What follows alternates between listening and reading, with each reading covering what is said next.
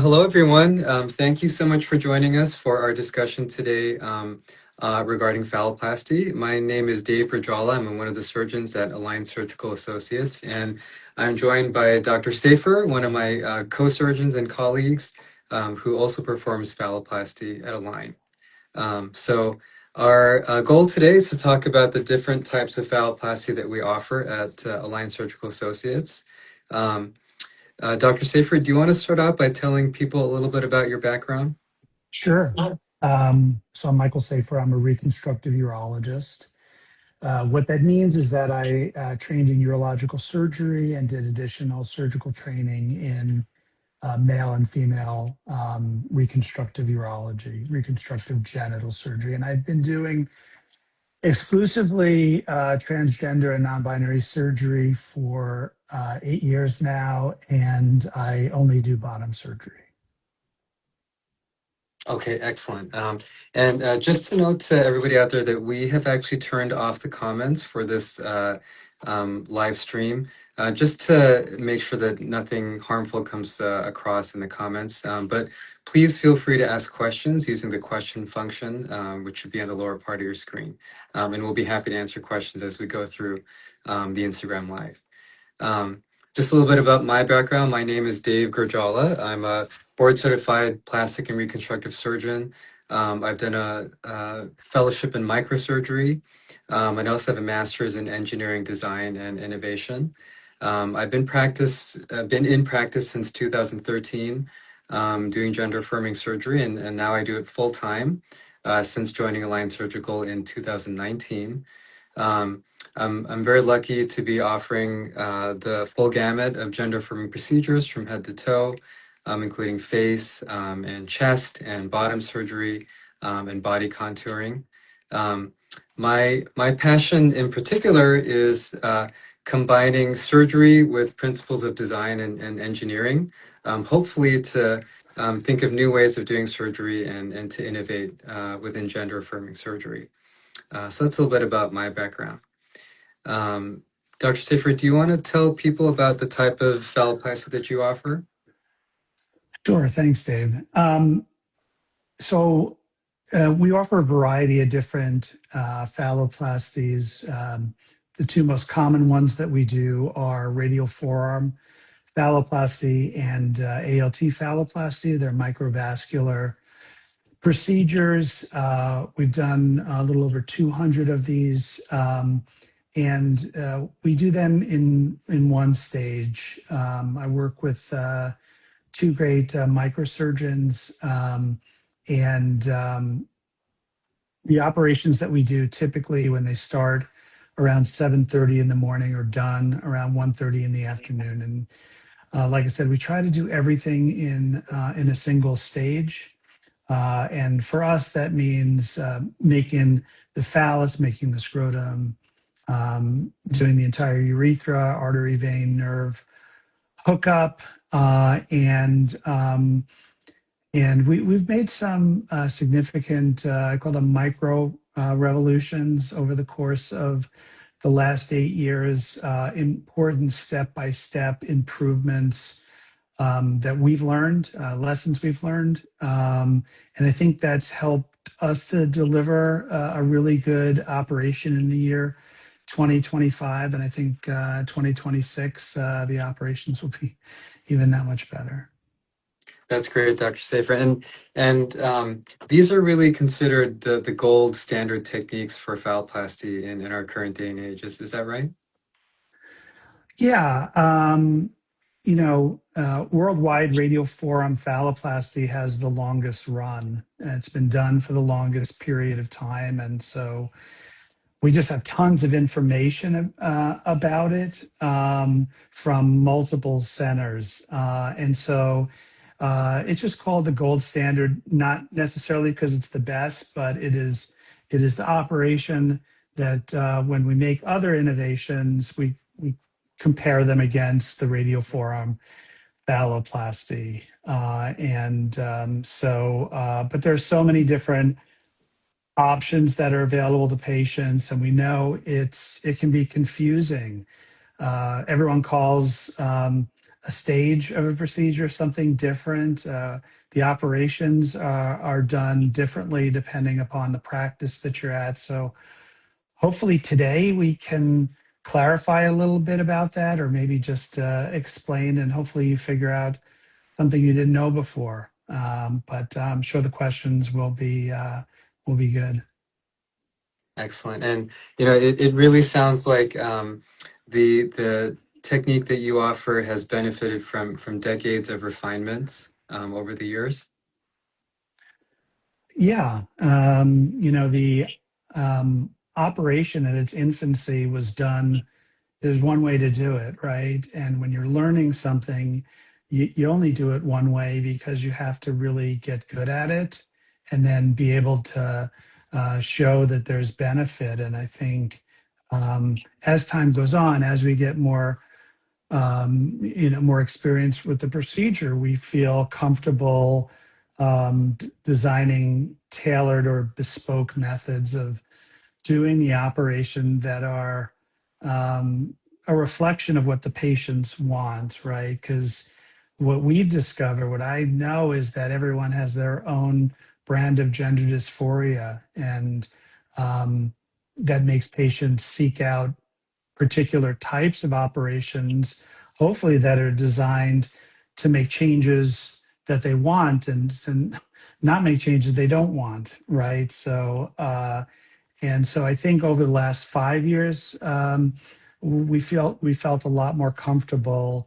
individually designing operations for what our patients are asking us.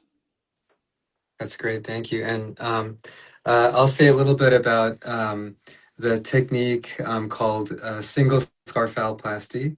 And this is a technique that I've been working on for just about probably about 8 years since sort of thinking of the idea, maybe even closer to 10 years, and about 5 or 6 years actually in practice trying to develop this procedure. And single scar phalloplasty was really born out of a desire to try and reduce scarring in phalloplasty, and to confine the scar to a single incision along the thigh or the abdomen. There are kind of two different donor sites that we can use to create the new phallus, either the abdomen or the thigh. But the idea is to stretch the tissue out before the tissue is actually moved, and to do that stretching using a tissue expander, so that after you've created the surface area of tissue that you're going to use to create the new phallus, you have enough tissue left over to actually close the incision as a single line. So that that's the whole idea behind single scar phalloplasty. That tissue expansion can be done in the thigh or the abdomen. And one of the big differences between single scar phalloplasty and radial forearm or conventional ALT is this tissue expansion period. So the tissue expansion adds an additional stage. So stage one is placement of the expander, followed by 3 months of tissue expansion. But what you get from that is that reduction in scar. So we'll go into a little more detail about these procedures, but that's what single scar is in a nutshell. It's an attempt to provide an option to patients which perhaps offers less scarring. So, Dr. Safir, do you want to go into a little bit more detail about radial forearm and ALT, and maybe talk about some of the refinements that have been made over the years? Yeah, sure. Thank you. So a lot of my patients travel to have the surgery done from other states, other countries. And so what we've tried to do is to deliver an operation that can be done in a single stage, with a limited hospitalization for the entire procedure. And it's our hope, after doing a radial forearm phalloplasty or ALT, that when we're done with the surgery, all the patient needs as a second operation is a glandsplasty and then implants done. I think the difference, the procedure that we do, what we work with microsurgeons who, two microsurgeons and me, we operate all at the same time. And it's this complex choreography of procedure that allows us to all be in the operating room, all be operating at exactly the same time. And I think what that's done is it's allowed us to do an operation that ordinarily would take 14 hours, starting early in the morning and finishing in the evening, and doing it in under 7 hours. And I think there's a benefit for being on the operating room table as little as possible. I think benefit from avoiding repeated exposures to general anesthetics. And like I said, it allows our patients to come into town, have their operation, stay, like I said, 5 days in the hospital, and then just a few weeks afterwards. And just to speak a little bit about the micro revolutions that we've made improvements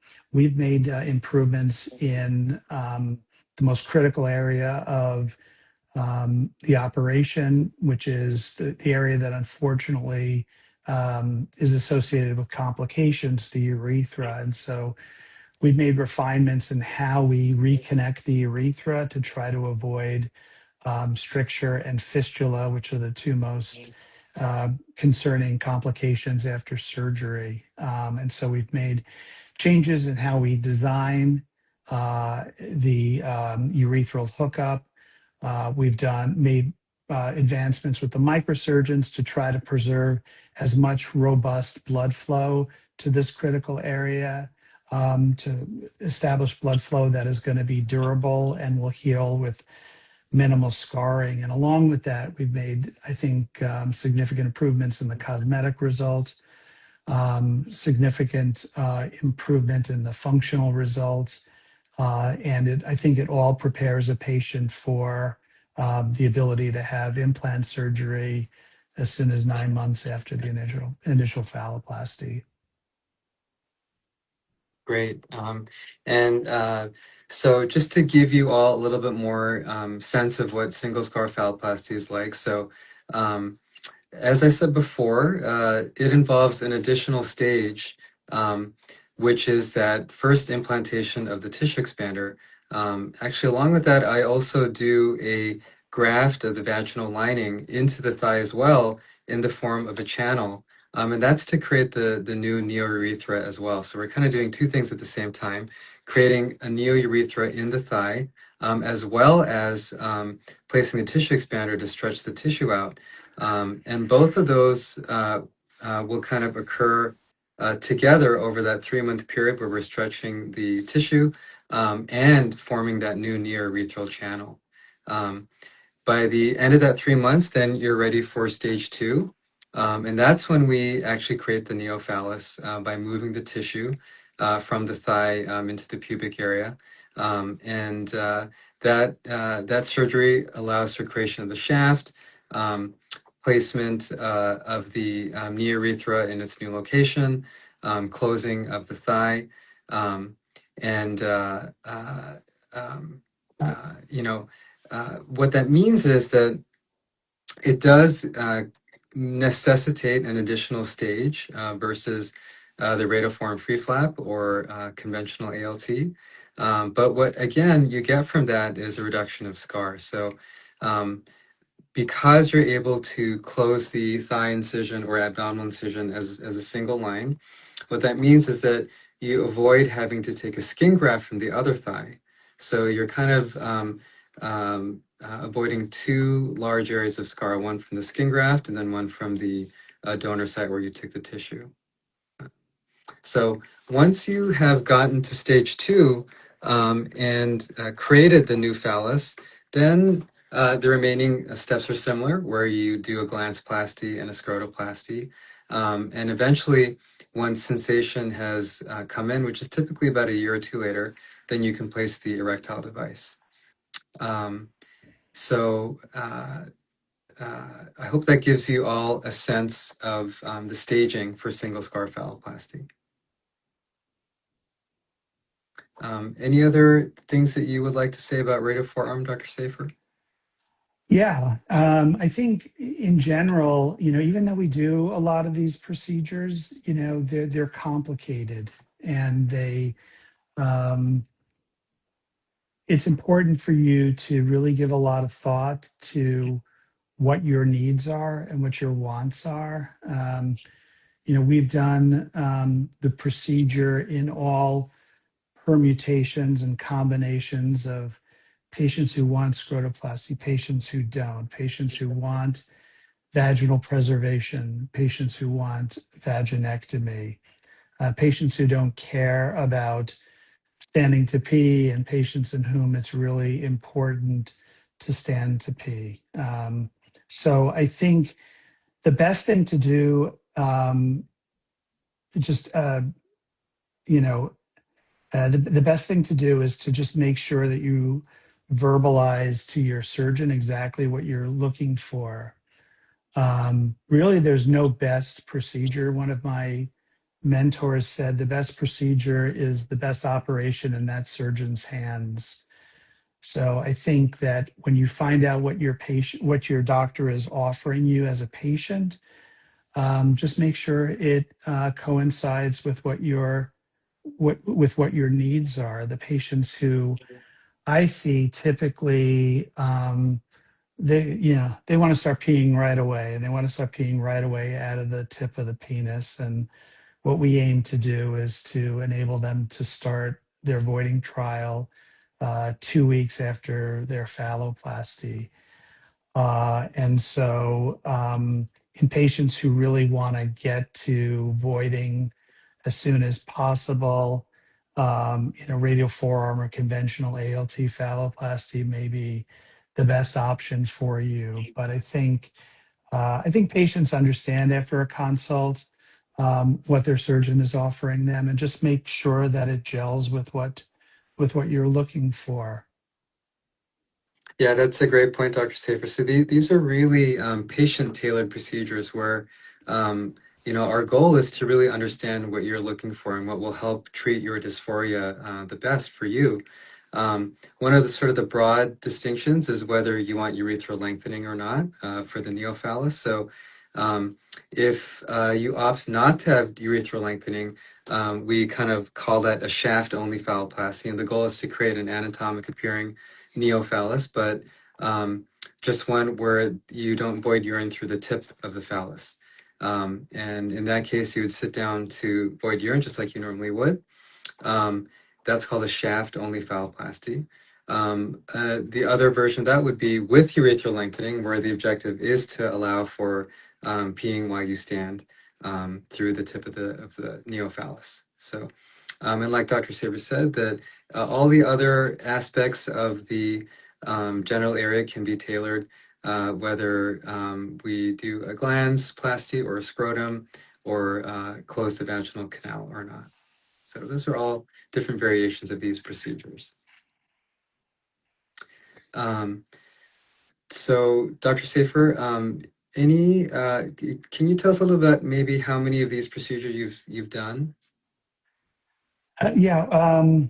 Well, I started doing surgery in 2017, genital reconstructive for the surgery for the transgender community. And um, early on, we were doing around 65% radial forearms and about 35% conventional ALTs. And we've done around 200 of them. And I think it's allowed us to do them, like I said, in all combinations.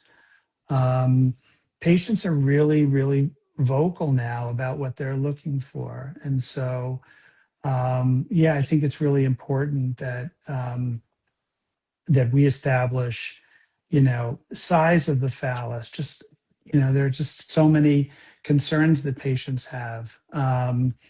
The And of the 200 operations, the majority of them are patients who are looking for everything. And like I said, most of the patients who are seeing me are patients who want to get everything done at once. Like I said, either for geographic reasons or or they just want to start peeing right away. And so all of our refinements have been done to try to establish that we can do it all at once, try to shorten the duration of their stay in the hospital, try to make the first 3 weeks after surgery the critical time during your recovery, to make that as simple as possible and to anticipate the needs of the patient. But I do recommend that all patients see more than one surgeon. It's really important. Thankfully, we're all busy doing surgery, and so none of us are offended when patients see other doctors. And in fact, I think I think it's important. You'll gel with a doctor or you won't, or you'll hear something during the consultation that doesn't make sense to you. And so you know, get a bunch of consultations, be vocal about what you want, ask questions that are particular, and don't move forward with surgery until you're really sure that you're with the right surgeon. Yeah, I think that is just such an important point, which is to have several phalloplasty consultations with different surgeons, because it's so important that you inform yourself of what's out there and available for you, um, and that you make an informed decision. That's really what it's about. So that whichever surgeon you choose, you kind of have open eyes into what the technique is, what the experience is, what their experience is, what the risks are, what special things that that particular surgeon might be doing. It is so important. So I too encourage patients to see Dr. Safir, or anybody else even outside of Lion Surgical. That's fine too. Like, you should really know your options. So for example, like, one reason that's important is for single scar phalloplasty. I've done about 30 of these procedures so far, and that indicates that it is definitely something new. This is a new procedure. Um, and so it's really important to me that you know that coming in to doing surgery with me, and that be part of your decision-making process. Um, if you are looking for something which has the advantage, or the trying to reduce scar, it is a newer technique. So it's important that you know that walking in. We actually have a question which has come in here, Dr. Safir, talking about sensation in phalloplasty. Do you want to talk a little bit about what that's like for your procedures? Yeah, I'd love to talk about it. One of my favorite things to do in the operating room is to find a nerve that is going to conduct sensation, not only fine touch but erogenous sensation. There are two nerves on the patient's current phallus that are candidates, and I think one of the things that has improved, certainly in for my patients, is I think that we are doing a much better job of isolating the nerve, doing a much better job of keeping the nerve pristine and not causing undue trauma to the nerve in the process of isolating it and preparing it for a microscopic repair. Um, the But the repair is only the first stage, right?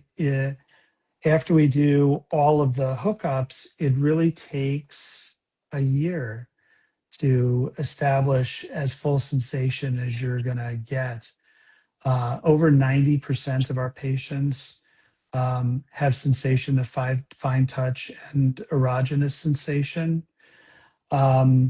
What's interesting about the recovery is that you can plot out millimeter by millimeter um, the weekly progression of sensation that you gain after surgery. It starts at the base, it makes its way to the tip of the phallus. And I think that's, for a lot of our patients, a fascinating part of their postoperative journey. And so I think I think we're doing a good job. Our microsurgeons are quite excellent at putting the nerves together.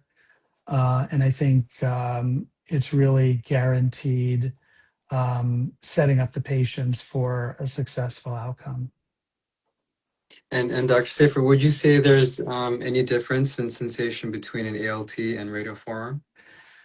You know, I think for a lot of reasons, the radial forearm has better sensation. Um, it the reason for that, there are a lot of factors. I think the heavier weight of the phallus with the ALT, I think that the nerve in the donor, whether it's a forearm or the thigh, they're not identical nerves. The phallus in ALT is wider, thicker, in some cases longer, and so I think a little bit more difficulty in establishing sensation to the entire phallus. Um, but I think either option, we've had really good results. Yeah, great. And for single scar phalloplasty, the expectation is also that patients achieve a good sensation, both light touch and erogenous sensation. One of the refinements that has been possible because of the single scar phalloplasty approach is that we're hooking up the nerve in the tissue which creates the new phallus to the very same nerve that we're hooking up to in radial forearm or conventional ALT. Um, but the difference with SSP is that we can actually capture the main trunk of that sensory nerve, which then supplies that whole region of the thigh. One of the things that can be difficult is sort of accessing that main trunk. Oftentimes, what we can get is sort of a more further down branch on the tree, rather than the main trunk of the tree. Of the sensory nerve. So with the single scar approach, because the incision actually goes kind of high up on the thigh, we're able to capture that main trunk and therefore get pretty good sensation to the new phallus. So I've had many patients who are able to orgasm using the new phallus alone. So that's so great to see when patients get that sensation. I think we're actually coming up towards the end of our Instagram live session here. Dr. Safir, do you want to say a few words about how patients might choose between radial forearm and conventional ALT, and then I can talk about who might be attracted to exploring single scar phalloplasty. Sure. Yeah, absolutely. Thanks.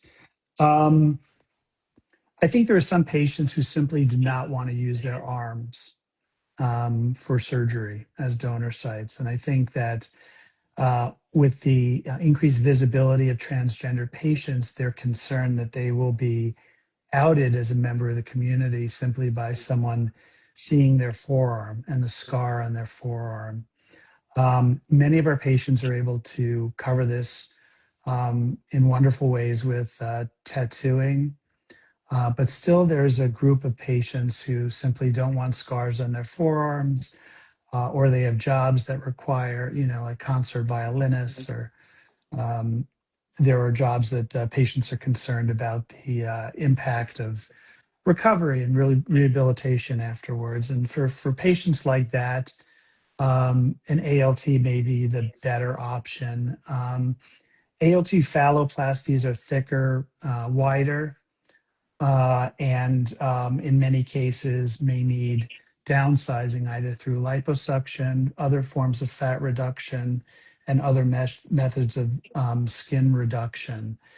And so most of our patients who are lean are good candidates for ALT. Patients who are carrying more weight than they would like, especially in the thigh and in the pelvis, may not be a good candidate. And so it isn't so much a choice of a patient. It's when you come into the office visit, we will examine you in a way that allows us a lot of insight into what is going to be the likely most successful version of your surgery. And then together with shared decision making, we can decide how to proceed.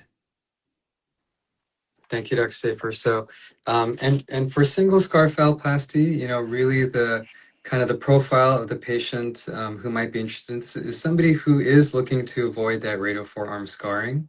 Again, if you're trying to remain stealth about your transition, or just wanting to avoid the appearance of that scar, or if you, like Dr. Safir said, if you might be a musician or an artist or do mechanical fine work with your hands, those are people who might want to avoid the radial forearm. So what single scar phalloplasty offers is an alternative to that, which also avoids the skin graft scar. So if you're wanting to avoid that secondary skin graft scar on the thigh and just have that one line of scar down one thigh, that's what single scar phalloplasty can offer.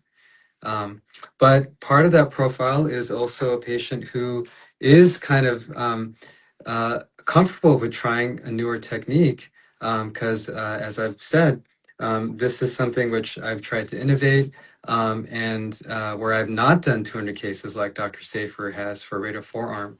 So one has to understand that this is something newer and that hopefully for you, the benefit of having that decreased scar weighs heavily in your decision-making process to go forward with single scar phalloplasty.